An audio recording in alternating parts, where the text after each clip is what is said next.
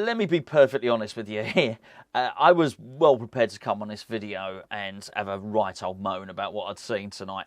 Ends up we win 1-0 against Backa Topola, and Tomas Soucek rescues the day. So my mood changed massively towards the end of that game, once we scored and once we started winning, because it is miraculous what Tomas Soucek is doing at the moment. However, I would be lying to you and I'd be lying to myself if I popped onto this video bouncing around like Tigger and just, you know, absolutely cock a hoop and really pleased with what I'd seen, because I was pretty grumpy for the majority of that game and outright bored. However, I guess the game is not there to entertain me, and what we needed to do was get through and to top the group, and we did that. So from that point of view, it was very, very good. So what I'll probably do is I've got quite a few individual moans and gripes about this game, which we're going to have to get onto tomorrow, I think. We'll deal with that in tomorrow's video, because you really, you know, I've got to be happy, not with what I've seen, but be happy with the result. They're two different things.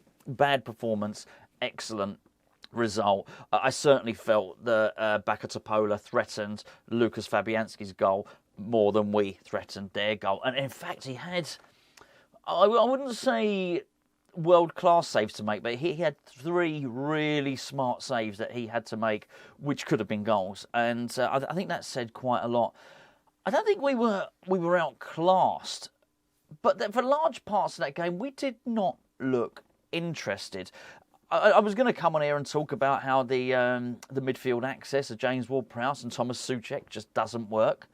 And I'm going to stick with that, actually, because I don't think what we saw at the end was a goal because of the James Ward-Prowse, Tomas Soucek axis. We didn't. What you saw at the end of the game, and when I say the end of the game, the 89th minute, was Maxwel Cornet, who had been brought on as a substitute for Saïd Benrahma, putting a crossover, which I mean, he basically did what he did at the weekend. It's as simple as that. Soucek was there on the back post, really good technique, and yeah, I mean, just directs the ball home. Really, really good. I mean, I think that's 5 goals in 5 games for Soucek now, 5 consecutive games, including international goals.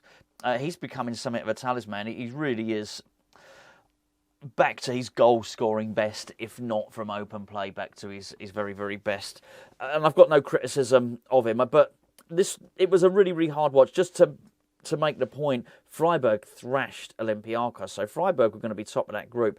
Now all we need to do in our final game is draw against Freiburg, which I don't think would be easy. They've got a little bit of swashbuckle about them. I mean, they're quite an attacking, exciting team. We're not. That was some turgid, nasty football, but what I've got to say is, bearing in mind we were missing a lot of players, it's still quite good to go away from home and get the result in Europe. And when I say quite good, sounds like I'm damning it with faint praise here. I guess I am. I mean, make no mistake about it. We've not gone to the San Siro and won 1-0 with a depleted squad. That team that we played, and I'm sorry to say this, were awful. The amount of times they just passed the ball out for a throw-in, passed the ball into touch, was quite frequent. I mean, I'm thinking 3 or 4 times where they just lost control of football, yet they still managed to cause us problems, and we couldn't cause them too many.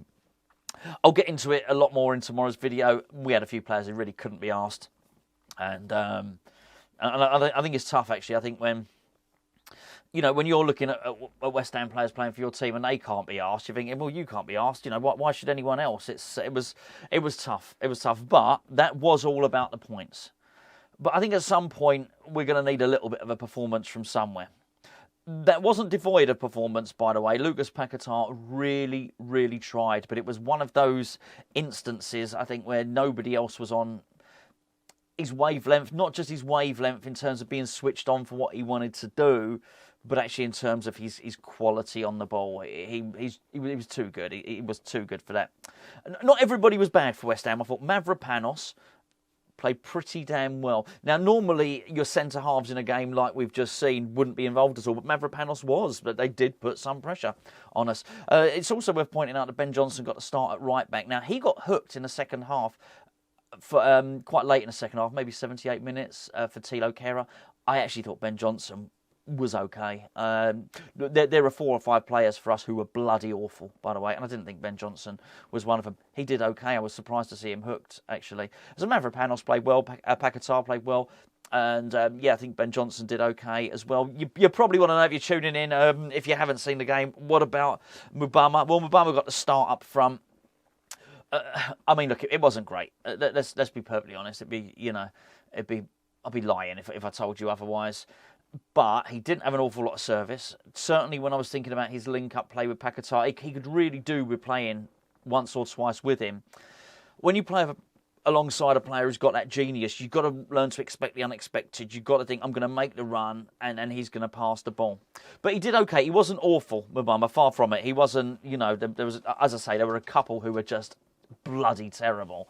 We'll get to that in just a second. I'm trying to pick out the positives here. Thought he pressed well, he harried well. He surrendered possession on a couple of occasions, but it's a hard gig for West Ham. Mikel Antonio was absolutely right when he said strikers have to feed up off scraps. He was completely isolated, and you know what? The longer it goes on, you just think, you know what? It's not about Danny Ings, not about Mubama, it's not about Antonio, it's not about anyone else. There's a reason that strikers struggle, or Sebastian Haller. There's a reason strikers struggle, and it's this bloody system. That's why the converted wingers do a little bit better, because at least they can create their own chances. Anyways, I'm digressing. We'll discuss more of that tomorrow. What can I say? Fornals and Benrahma on the wings, awful. Cornet did more than both of them combined when he came on as substitute. One was more awful than the other, and that was because he saw more ball. So I think it's fair to say Fornals was irrelevant in the game, really. He just didn't feature. I was making my notes. I got my pad, and he's sort of making notes, and you've written, and I write down everyone's name, and there was nothing to write down next to Fornals. He was just not involved in the game very much at all. Benrahma was involved, frequently got the ball, and it's really. I'm just trying to play this with a straight bat, to use a cricket term. I don't want to overly lay into him too much, but he was terrible. He really was. He got the ball plenty. There was step overs. He got pushed over a lot. It was completely bullied by the fullback. Just didn't make a decent decision. His crossing was poor. His shooting was poor. He just lost possession. He was just completely ineffective.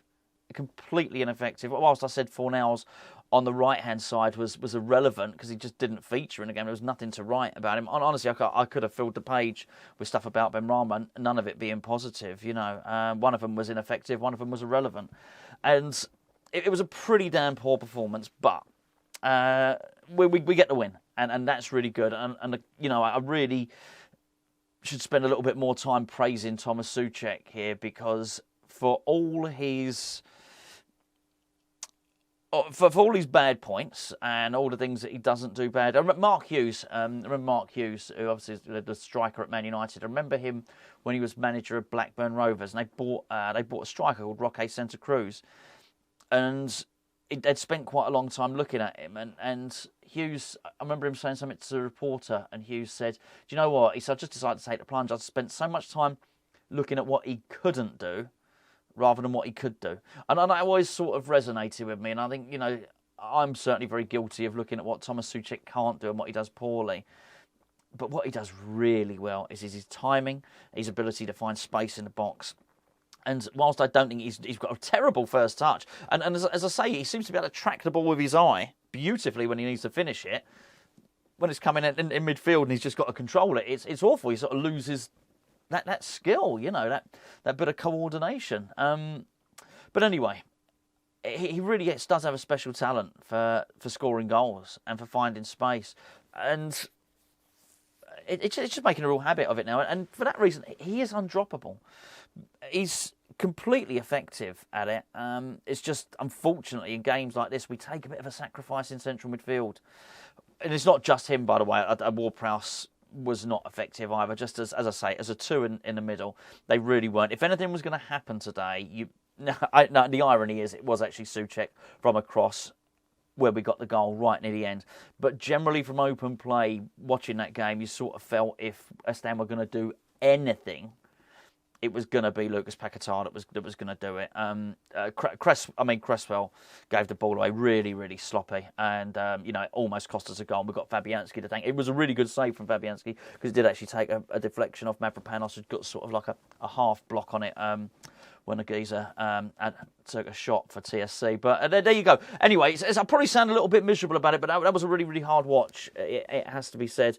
And it's just one of those ones. For 89 minutes, I thought, well, we've made a right pig's ear of this. And look, here's the thing. That team that we played was still coming up against players that were...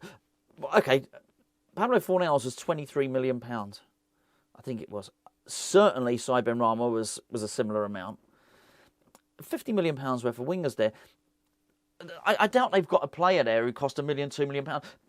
Sai Benrahma should be the most skillful player they've ever seen. Forget Paquetá for a moment. You get what I'm saying?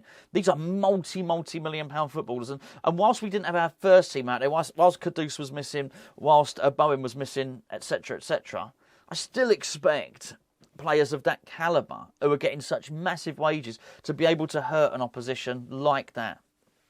And we just couldn't hurt them at all. We really, really couldn't. Look, that was a big deal for them, and it was a weird one actually. Did you notice how sort of at points how eerily quiet that stadium was? It was just odd. Quite frankly, I'm pleased to be done with it.